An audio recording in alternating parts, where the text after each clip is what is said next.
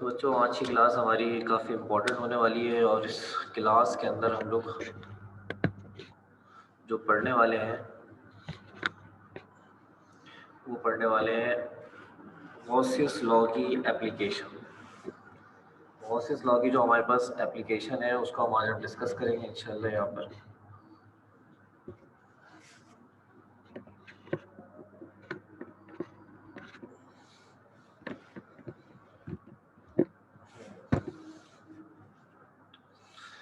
गॉसियस law application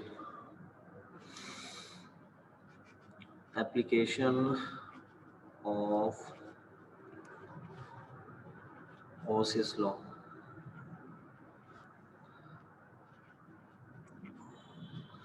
application of Gauss's law हमारे पास course के अंदर दो मौजूद हैं और मैंने कल क्लास के अंदर बताया था। ये हमारे पास इसकी सबसे पहली एप्लीकेशन है जिसको आप इसका केस नंबर 1 कह सकते हैं। ये केस नंबर 1 है। केस नंबर 1 की स्टेटमेंट क्या है? To find electric intensity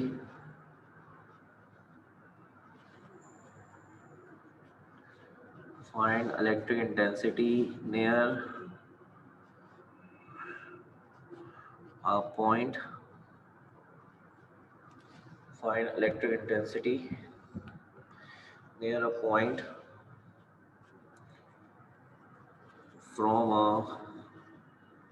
charge sheet of infinite extent.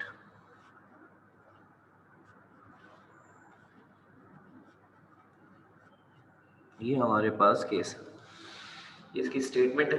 आपने इस स्टेटमेंट को चार्ज शीट से रिमेंबर रखना है।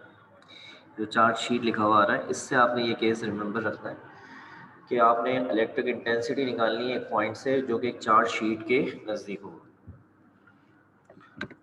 इसके लिए हम ज़रा डायग्राम दिखाते हैं आपको। डायग्राम समझिएगा ज़रा। देखिए हमारे पास यहाँ पर लाइक दिस ऐसे करके ये एक शीट है। ठीक, ये जो शीट आपको इस वक्त यहाँ नज़र आ रही है, इस शीट के ऊपर पॉजिटिव चार्ज फैलाए गए।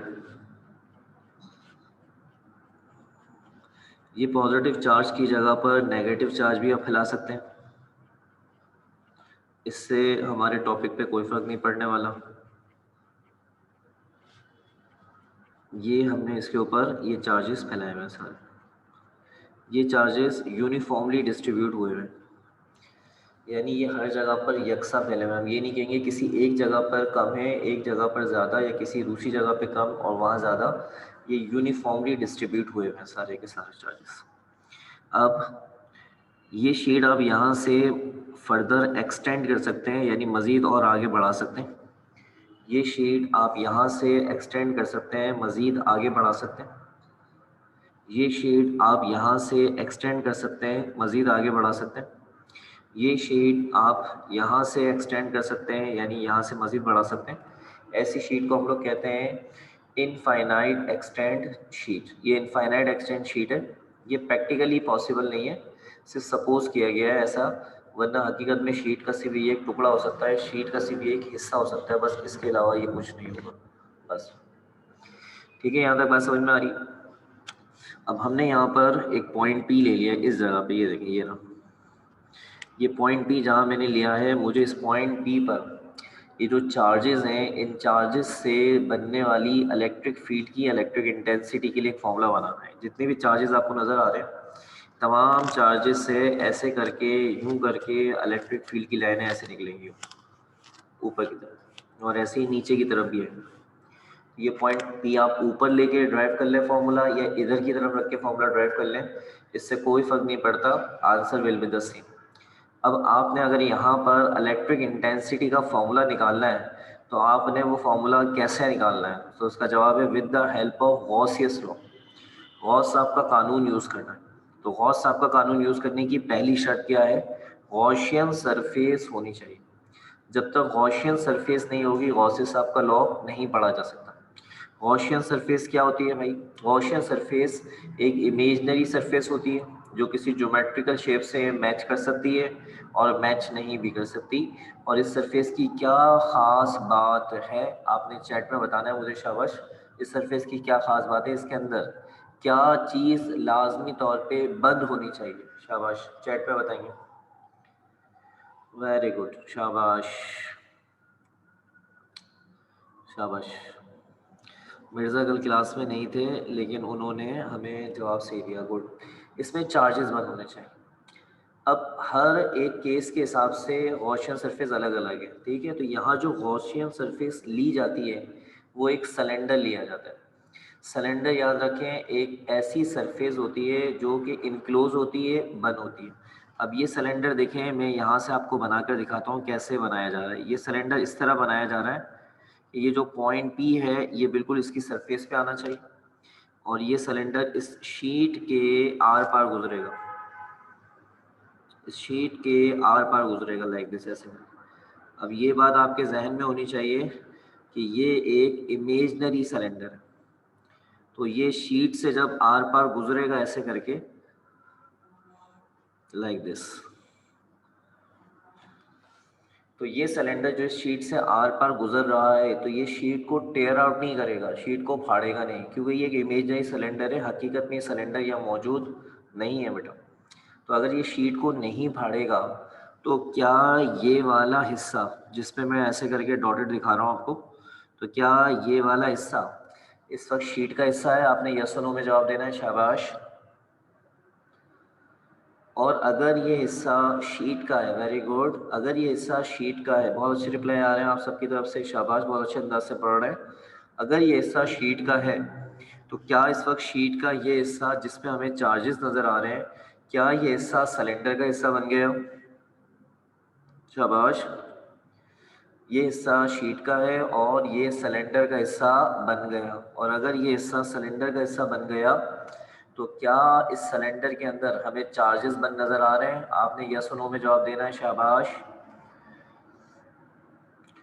वेरी गुड, शाबाश, बहुत अच्छा पढ़ रहे हैं और बहुत अच्छे अंदाज से वॉइस लॉ को आप बहुत ही अच्छे अंदाज से, सॉफ्ट अंदाज से समझ रहे हैं और दिमाग में बातें बैठ रही हैं मेरी। मैं आपके चैट में आने वाले रिप्लाई की बेस पे ये बात कह रहा हूँ और ये बहुत अच्छा साइन है, गुड। तो बच्चों ये हमारे लिए बन गया हमारा गॉसियन सरफेस, जो कि गॉसियन सिलेंडर भी कहला सकता है, ये एक इमेजनरी सिलेंडर। अब ये जो इमेजनरी सिलेंडर आपको नज़र आ रहा है इसको गॉसियन सरफेस मानते हुए हमने इसके ऊपर क्या लगाना है बेटा? गॉसियस लॉ लगाना, ठीक है ना, गॉसियस आपका कानून लगाना। तो हम यहाँ पे ज़रा कुछ वर्डिंग लिखते हैं, फिर मजीद आपको डायग्राम के हिसाब से समझाते हैं, ज़रा गौर से देखिएगा। तो हमने यहाँ पे कुछ जुमले लिखे हैं जो हम यहाँ लिख सकते हैं, इधर लिख देते हैं और फिर इसके बाद बाकी वर्डिंग यहाँ से चलाते हैं। कंसीडर इमेजनरी सिलेंडर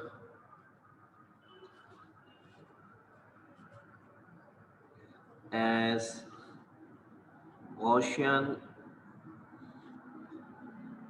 सरफेस या गॉसियन सिलेंडर, सरफेस भी कह सकते हैं। अप्लाई गॉसियस लॉ, गॉसियस साहब का कानून लगा दीजिए। गॉसियस साहब का कानून जो होता है बेटा वो ये होता है, जो बच्चे कल मौजूद थे उन्होंने ये कानून प्रूव होते भी देखा था, और जो नहीं थे उनके लिए मजबूरी है कि उन्हें देखना पड़ेगा कि ये जो फॉर्मूला इस वक्त आपके सामने लिखा जा रहा है इसको कहते हैं गॉसियस लॉ। गॉसियस लॉ बराबर है बेटा टोटल इलेक्ट्रिक फ्लक्स, जो बच्चे कल नहीं थे वो ज़्यादा तवज्जो करें। टोटल इलेक्ट्रिक फ्लक्स बराबर है प्रोडक्ट ऑफ 1/एप्सिलॉन नॉट। 1/एप्सिलॉन नॉट को ऐसे ही पढ़ते हैं into total amount of charges. ये चार्जेस की वैल्यू है, ये वो चार्जेस हैं जो यहाँ अंदर क्लोज हो गए हैं, जिनकी कीमत आपको निकालनी होगी, जो अंदर बंद हो गए हैं, ये वो चार्जेस हैं क्यू। और ये टोटल इलेक्ट्रिक फ्लक्स वो है जो इस गॉसियन सरफेस पे आएगा, यानी गॉसियन सिलेंडर पे आएगा। यानी ये दोनों चीज़ों का ताल्लुक बेटा गॉसियन सिलेंडर यानी गॉसियन सरफेस से, यानी चार्जेस की वैल्यू भी सिलेंडर से निकालेंगे और इलेक्ट्रिक फ्लक्स जो है वो भी सिलेंडर पे जो आएगा वो निकालेंगे। यहाँ तक आपने मुझे ओके करना है, शाबाश, जल्दी से, शाबाश, वेरी गुड, जबरदस्त। बहुत अच्छे अंदाज से चल रहे हैं मेरे बच्चों, और मुझे इतनी ज़्यादा कोई परेशानी का सामना नहीं हो रहा। वर्सेस लॉ के हिसाब से आपको समझाने में बहुत अच्छा साथ दे रहे हैं। तो बच्चों याद रखिए, यहाँ पे जो चार्जेस हैं, ऐसे करके मैं कुछ चार्जेस है थोड़े ज़्यादा बना के दिखा देता हूँ ताकि आपको और अच्छा समझ में आ जाए। इन चार्जेस से इलेक्ट्रिक फील्ड की लाइंस, यानी इलेक्ट्रिक फील्ड बेटा यहाँ ऊपर सिलेंडर के ऊपर वाले हिस्से से आएगी बाहर, और सिलेंडर के नीचे वाले हिस्से से बाहर आएगी। ठीक है, तो हम कहेंगे यहाँ से लाइंस बाहर आ रही हैं तो यहाँ फ्लक्स आ रहा है। हम कहेंगे यहाँ नीचे से लाइंस आ रही हैं तो यहाँ फ्लक्स आ रहा है, यानी ऊपर भी फ्लक्स आएगा और नीचे वाले हिस्से से भी इलेक्ट्रिक फील्ड की लाइंस बाहर आएंगी, यहाँ से भी फ्लक्स आएगा। ठीक है, इसके अलावा एक और भी हिस्सा है जहाँ कोई फ्लक्स नहीं आएगा, और वो इस सिलेंडर का कर्व हिस्सा है। जैसे गिलास को आप अपने हाथ में पकड़ते हैं ना ऐसे करके, तो ये जैसे मैंने अपना हाथ से इशारा बनाया तो ये कर्व, तो यहाँ पे 3 हिस्से हैं टोटल इस सिलेंडर पे, जहाँ पे आप इलेक्ट्रिक फ्लक्स को देख सकते हैं। लेकिन फ्लक्स सिर्फ आएगा 2 जगहों पे।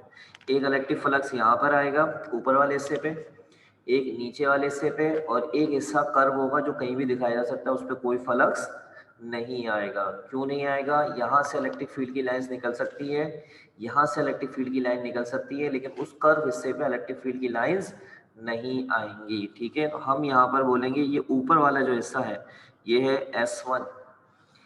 ये ऊपर वाला हिस्सा ऊपर की तरफ है, तो इसका अगर हम एरिया का वेक्टर बनाना चाहें तो ये इसका एरिया का वेक्टर हो गया ऊपर की तरफ। और यहाँ से इलेक्ट्रिक फील्ड की लाइनें निकलेंगी बहुत सारी। आप कोई सी भी एक लाइन यहाँ पे दिखा सकते हैं, ज़्यादा लाइनें दिखाने की ज़रूरत नहीं है। ये इलेक्ट्रिक फील्ड की लाइन जा रही है, यानी इलेक्ट्रिक इंटेंसिटी की लाइन जा रही है। और यहाँ पर ये दोनों वेक्टर हमें कैसे नज़र आ रहे हैं? शाबाश, ई और डेल्टा ए यहाँ पे हमें नज़र आ रहे हैं पैरेलल। ये है पहला हिस्सा सिलेंडर का। यहाँ पर आपका ओके चाहिए मुझे, एक और शाबाश।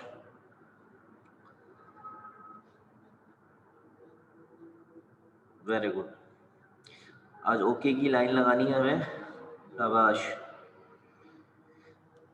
Very good. बाकी तो हम स्टूडेंट्स भी हमारे साथ होने चाहिए। इसी तरीके से अगर मैं आपको ये नीचे का हिस्सा दिखाऊं, ये वाला, तो ये जो नीचे वाला हिस्सा है हमारा, इसका नाम है S2 यानी सरफेस सेकंड। तो यहाँ से भी बेटा एरिया का जो वेक्टर है वो नीचे की जानिब होगा, ऐसे करके ये होगा डेल्टा ए।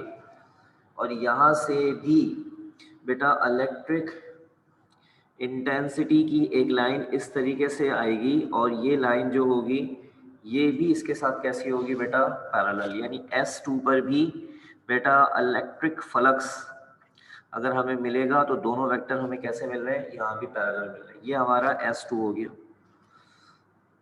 इस तरह से एक हिस्सा हमारे पास एक और है, वो भी देख लीजिए। वो किसी भी जगह सिलेंडर में आप दिखा सकते हैं, और वो ऐसे करके जो होता है बेटा, ये ऐसे करके कर्व हिस्सा होता है, लाइक दिस। देखा आपको? तो ये जो हिस्सा आपको नजर आ रहा है ये तीसरा हिस्सा है हमारा, और ये तीसरा हिस्सा है S3। ये कहीं भी लिया जा सकता है, यहाँ दिखा दें, यहाँ कहीं पे दिखाएंगे थोड़ी खिचड़ी से बच जाएगी, अच्छा समझ में नहीं आएगा, यहाँ कहीं दिखा दें। ये हिस्सा जो है ये कर्व है, और ये कर्व हिस्सा लाइक दिस ऐसे करके बना हुआ है ये कर्व। ठीक है, इसका एरिया का वेक्टर लाइक दिस ऐसे करके होगा, तो ये इसका एरिया का वेक्टर होगा यहाँ पर। अब ऊपर वाली लाइन का वेक्टर अगर आप इसके साथ मिला देते हैं, सही है, ऊपर वाले ई का एरो आप अगर इसके साथ मिला देते हैं, इस डेल्टा ए के साथ, या नीचे वाला ई का एरो अगर आप इसके साथ मिला देते हैं, तो ये दोनों वेक्टर आपको कैसे नजर आने वाले हैं यहाँ पे? शाबाश, परपेंडिकुलर नजर आने वाले। ठीक है, तो इसका मतलब ये हुआ कि S1 पर पैरेलल है, S2 पे भी पैरेलल है, लेकिन ये जो S3 हिस्सा जिसको आप कह रहे हैं, यहाँ पर एरिया और E का वेक्टर ऊपर से मिला लें या E का वेक्टर नीचे से मिला लें, परपेंडिकुलर है। इस तरह टोटल 3 जगहों पे हम फ्लक्स को देखेंगे, S1, S2 और S3। यहाँ तक कोई मसला है तो मुझे बताइए, ओके करें शाबाश सारे बच्चे। अच्छा, अब हमें यहाँ पे आपको कुछ एक दो छोटी मोटी चीज़ें दिखाने हैं, ज़रा इसको पहले अच्छी तरह से देख लें। पहले कुछ चीज़ें शेयर कर रहा हूँ आपके साथ, फिर इसके बाद मैं आपको ये डेरिवेशन सिखाता हूँ। ठीक है, तो सबसे पहली चीज़ देखें क्या है हमारे पास। ये देखिए, ये आपको एक डायग्राम यहाँ पे नज़र आएगी। डायग्राम दिख रही है आपको? शाबाश। इस डायग्राम के अंदर आपको एक चार्ट शीट दिखाई जा रही है जिसमें से एक सिलेंडर आर पार होता हुआ दिखाया जा रहा है। अच्छा, शीट को हॉरिजॉन्टल बनाए या वर्टिकल, इससे हमारे डेरिवेशन या आर्टिकल पे कोई फर्क नहीं पड़ता। तो यहाँ पर जो इस वक्त आपको शीट नजर आ रही है वो वर्टिकल है, ठीक है बेटा। लेकिन हम इसको हॉरिजॉन्टल दिखा रहे हैं अपनी डेरिवेशन में, उससे कोई फर्क नहीं पड़ता। आप देखें इसके अंदर सिलेंडर को आर पर दिखाया जा रहा है और इलेक्ट्रिक ई का जो वेक्टर है वो दो दवाओं से दिखाया जा रहा है, एक अपवर्ड और एक डाउनवर्ड, ठीक है। और इसी तरीके से डायग्राम में दूसरा हिस्सा देखें।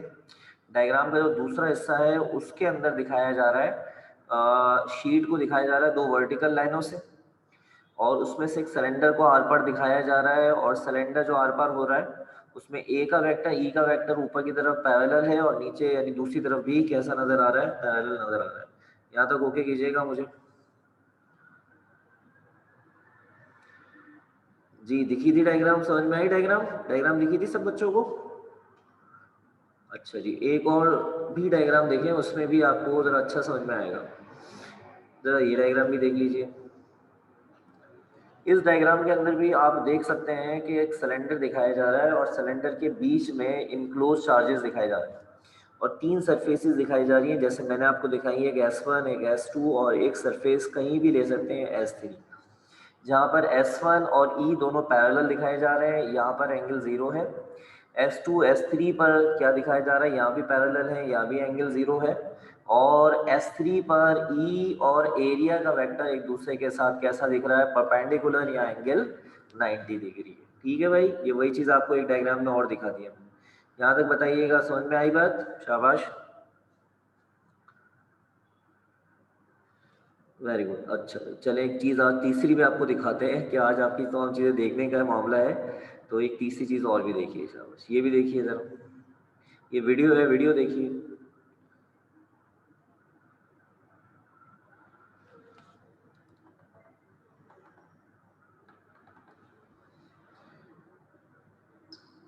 किसी पॉइंट पे इलेक्ट्रिक फील्ड की वैल्यू फाइंड करेंगे, तो इस मकसद के लिए सबसे पहले हम एक infinite sheet of charge consider करते हैं और इसके पास इस पॉइंट पे हम इलेक्ट्रिक फील्ड की वैल्यू फाइंड करना चाहते हैं। तो सबसे पहले हम एक सिलेंड्रिकल गाउसियन सरफेस कंसिडर करते हैं। सिलेंड्रिकल गाउसियन सरफेस हम इसलिए कंसिडर करते हैं कि मौके की मुनासबत से ये सरफेस इंतहाई मौजूद है। इस सिलेंड्रिकल गाउसियन सरफेस के बेसिकली तीन सरफेसेस हैं, एक इस तरफ है, एक इस तरफ है और तीसरा टॉप सरफेस है। हम इन तीनों सरफेसेस में से फ्लक्स फाइंड करेंगे और उनको जमा करेंगे, तो हमारे पास टोटल फ्लक्स आएगा। तो ये वो गाउसियन सरफेस है जो हमने अभी इनफाइनाइट शीट में से कंसिडर किया था। लेफ्ट साइड पे इस सरफेस से जो इलेक्ट्रिक फील्ड की फ्लो होती है या इस तरफ जो फ्लक्स है वो φ1 है, φ1 इक्वल है E डॉट A के। इसी तरह राइट साइड पे जो फ्लक्स है वो φ2 है और वो भी E डॉट A के इक्वल है। इसी तरह जो टॉप या बॉटम सरफेस है इसमें से फ्लक्स φ3 है और ये 0 के इक्वल है। चूंकि इलेक्ट्रिक फील्ड शीट में से लेफ्ट या राइट डायरेक्शन में निकलती है, अपवर्ड और डाउनवर्ड डायरेक्शन में इलेक्ट्रिक फील्ड की कोई फ्लो नहीं है। इस वजह से ये जो सरफेस है, टॉप सरफेस या बॉटम सरफेस, इसमें से फ्लक्स की वैल्यू 0 है। तो टोटल फ्लक्स जो है वो इक्वल होगा φ1 प्लस φ2 प्लस φ3। अब हम φ1, φ2 और φ3 की वैल्यूज पुट करते हैं, तो φ जो है वो इक्वल है E dot A plus E dot A plus 0। इस इक्वेशन को सिंप्लीफाई करके हमें मिलता है φ is equal to 2 times E dot A, या हम कह सकते हैं 2 times E dot A is equal to φ। अब हम φ की वैल्यू गॉस लॉ से पुट करते हैं, φ इक्वल है Q और एप्सिलॉन नॉट के।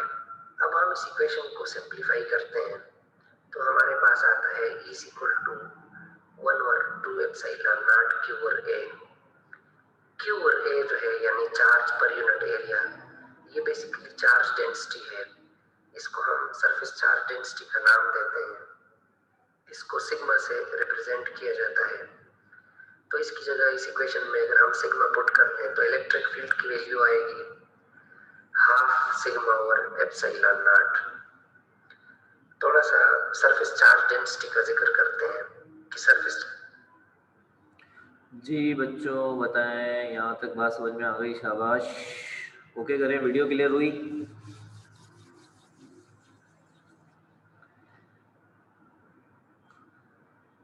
सही। तो ये एक आपके सामने हमने एनिमेटेड टाइप की डेमोस्ट्रेशन वगैरह रखी थी जिसके ज़रिए आपको, ठीक है ना, ये वीडियो खाली सिर्फ आपको जो ये डायग्राम बनाई है ना, बस वो डायग्राम हद तक देखने के लिए कहा था बस खाली। बाकी कैलकुलेशन वगैरह को मत देखें आप। कैलकुलेशन वगैरह भी सारी हम आपको अपने अंदाज से करके दिखा रहे हैं, ऐसी बात है।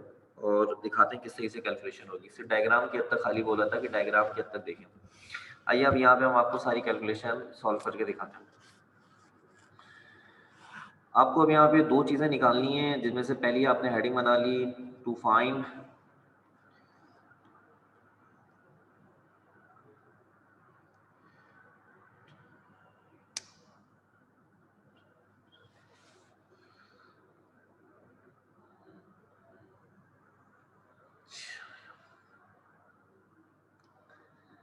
ये हमारी क्लास के अंदर गंदा बच्चा कौन एंटर हुआ है भाई, जरा प्लीज। जो गंदा बच्चा है ये कौन है भाई, अपना नाम सही करें, क्योंकि अटेंडेंस लगेगी तो उसके अंदर क्या गंदा बच्चा करके अटेंडेंस लगेगी। जल्दी से 1-2 मिनट के अंदर अपना नाम चेंज कर लें, वरना क्लास से बाहर गए आप, पहले बता रहा हूँ।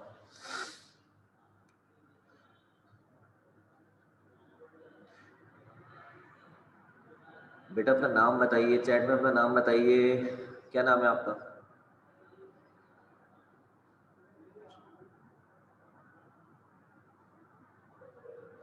ठीक है दिल, मैं भी नोमाइकल भी बता दूंगा। सही है।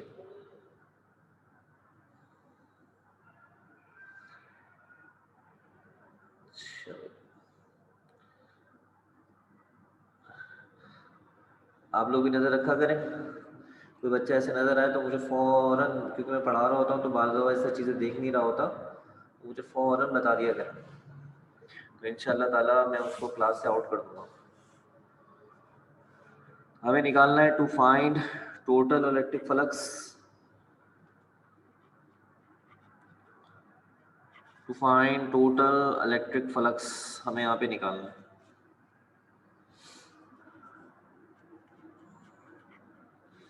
टोटल इलेक्ट्रिक फ्लक्स जो है वो कैसे निकलेगा, यहाँ से आपको कैलकुलेशन सिखा रहा हूँ, बाकी सारी जो वर्डिंग है वो आपको नोट से मिलेगी, क्योंकि सिर्फ आपने यहाँ पे कैलकुलेशन सीखनी है।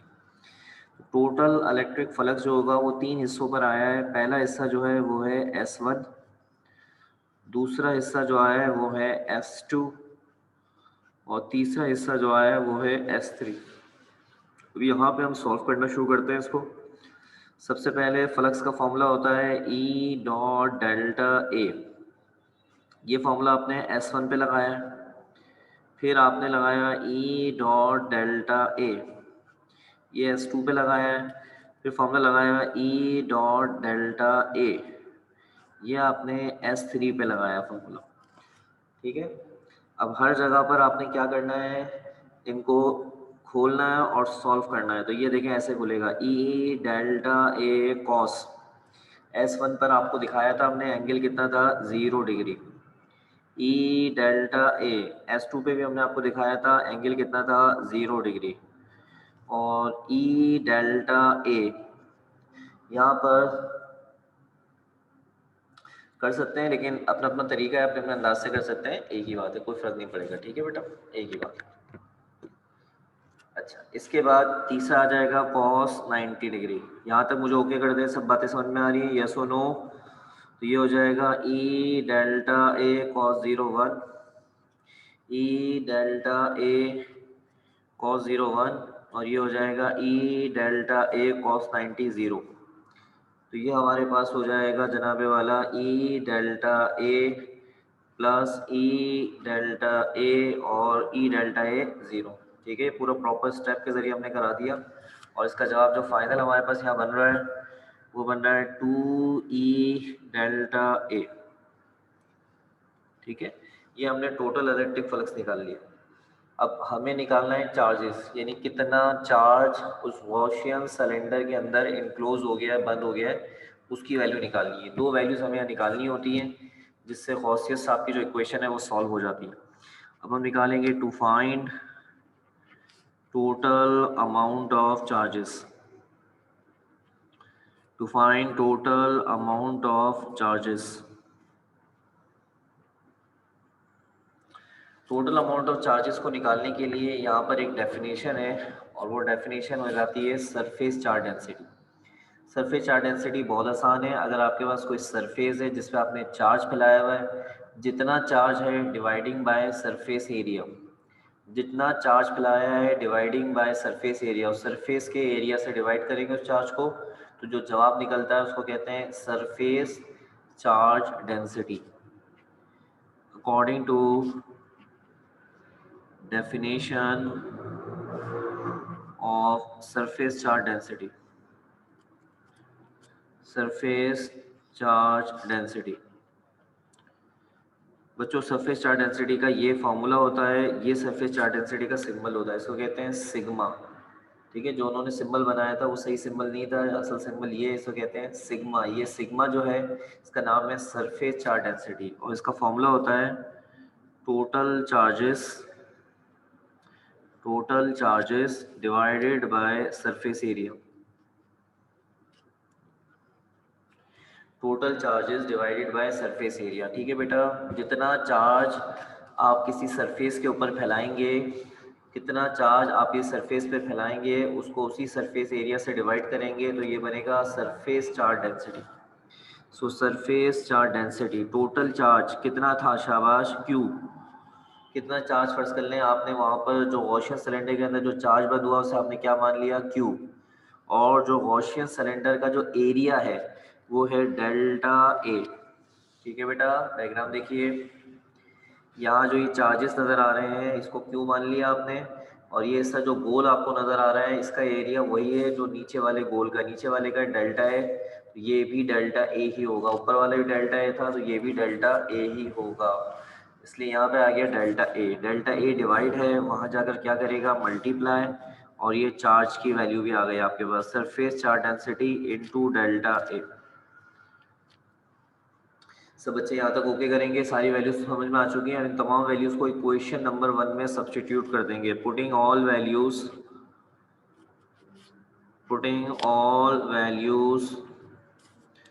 In equation number 1। सारी वैल्यूज इक्वेशन नंबर 1 के अंदर रख के दिखाते हैं बेटा। इक्वेशन नंबर 1 को सॉल्व होता हुआ देख लीजिए।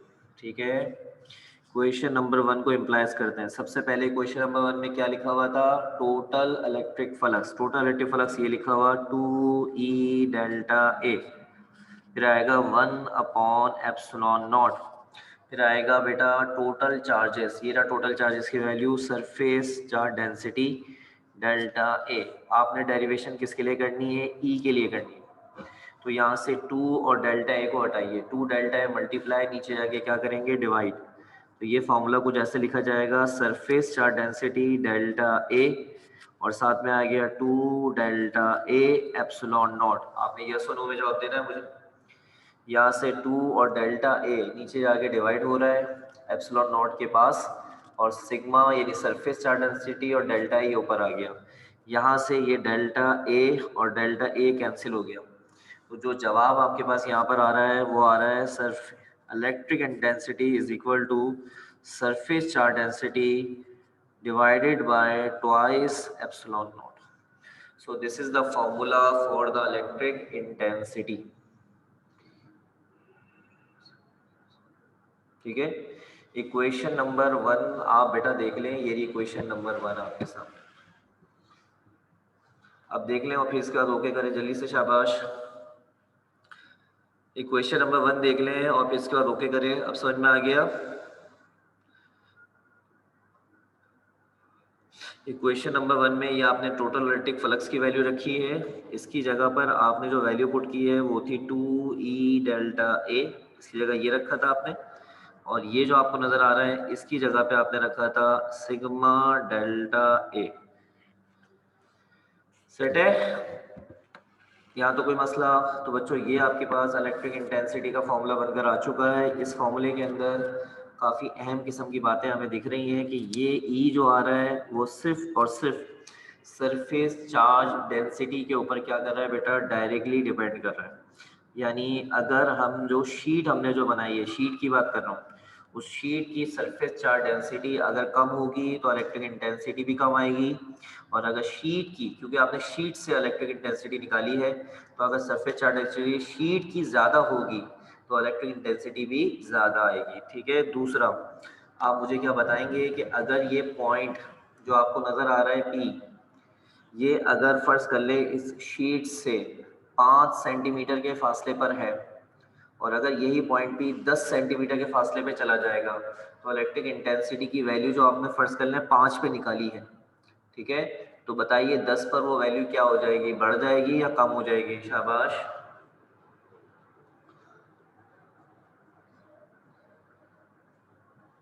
वह सवाल दोबारा सुनेंगे और कुछ बच्चे मुझे जवाब भी देते नजर आ रहे हैं। Very good. फर्स्ट कर लें ये पॉइंट भी शीट से 5 सेंटीमीटर पर है और आपने इलेक्ट्रिक इंटेंसिटी निकाली है, लेकिन अगर यही पॉइंट भी 5 की जगह 10 सेंटीमीटर पे चला जाए तो इलेक्ट्रिक इंटेंसिटी क्या होगी बेटा?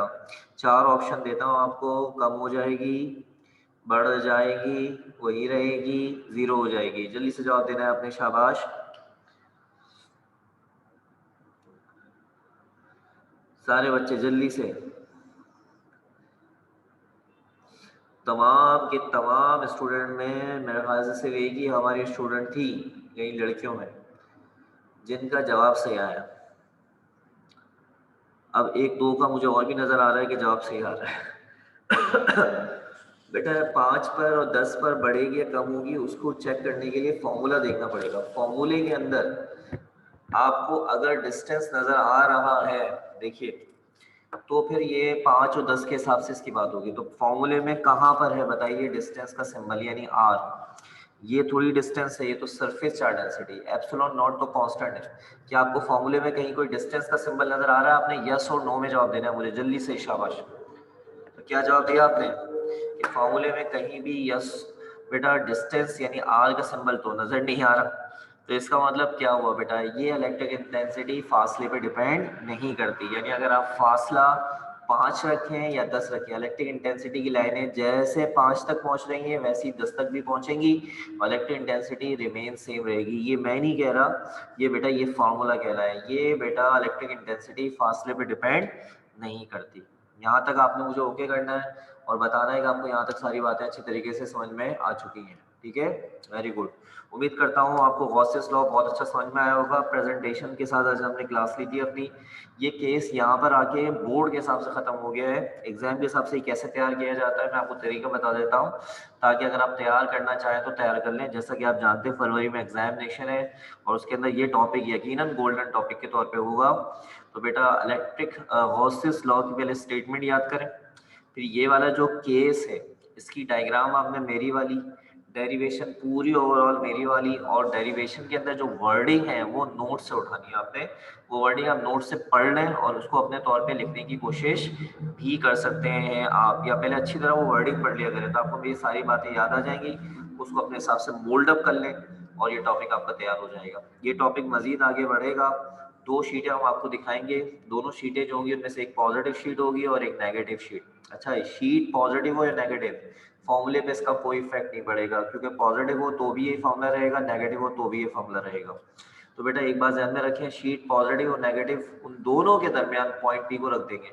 अब क्या इलेक्ट्रिक इंटेंसिटी होगी, और अगर दोनों की दोनों शीटें एक ही जैसी हो जाए, पॉजिटिव पॉजिटिव या नेगेटिव नेगेटिव, और पॉइंट पी दरमियान में आ जाए, अब इलेक्ट्रिक इंटेंसिटी क्या होगी? तो बेटा इनको डिस्कस करेंगे इंशाल्लाह अपनी नेक्स्ट क्लास में। अपना अपने घर वालों का ख्याल रखिएगा। मुझे दें इजाजत। अल्लाह हाफिज।